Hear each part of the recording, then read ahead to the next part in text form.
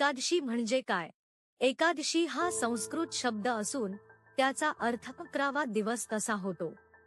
हिंदू पंचांगानुसार प्रत्येक महिन्यात शुक्ल पक्ष आणि कृष्ण पक्ष असे दोन पंधरवडे असतात.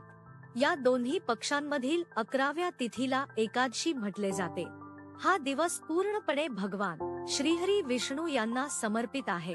पंचांगानुसार एकादशीचे स्वरूप. एकादशीच्या गणनेत काही विशिष्ट नियम आणि प्रादेशिक भिन्नता आढळतात, ज्यामुळे कधी-कधी संभ्रम निर्माण होऊ शकतो.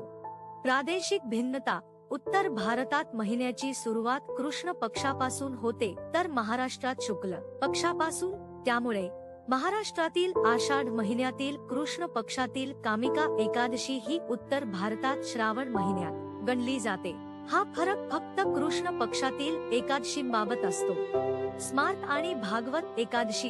कधी-कधी एकाच पक्षात दोन एकादशा लागोपाठ येतात. अशा वेळी पहिल्या दिवशी येणारी एकादशी स्मार्त गृहस्थाश्रमी लोकांसाठी आणि दुसऱ्या दिवशी येणारी भागवत संन्यासी आणि वैष्णव भक्तांसाठी असते. प्रमुख एकादशी आणि त्यांचे महत्त्व. वर्षभरात एकूण 24 आणि अधिक महिन्यात 26 एकादशा येतात. त्यापैकी काही एकादशींना विशेष महत्त्व आहे.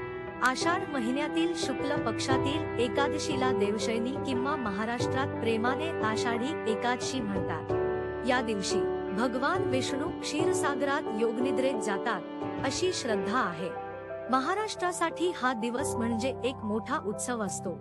पंढरपूरला विठ्ठलाच्या दर्शनासाठी लाखो वारकरी पायी दिंडी घेऊन जातात. हा सोहळा केवळ एक धार्मिक यात्रा नसून तो महाराष्ट्राच्या भक्ती परंपरेचा आत्मा आहे. कार्तिक महिन्यातील शुक्ल पक्षातील एकादशीला प्रबोधिनी किंवा देवउठणी एकादशी म्हणतात.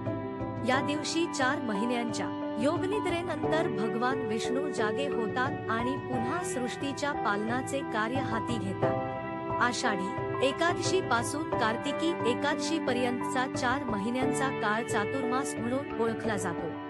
हा काळ साधना, व्रत आणि नियमांसाठी अत्यंत पवित्र मानला जातो. कार्तिकी एकादशी पासून तुळशी विवाहाचे मंगल सोहळे सुरू होतात, जे कार्तिक पौर्णिमेपर्यंत चालतात. भगवान विष्णूंचे तुळशी सोबत लग्न लावून देण्याची ही प्रथा अत्यंत मंगलदायी मानली जाते.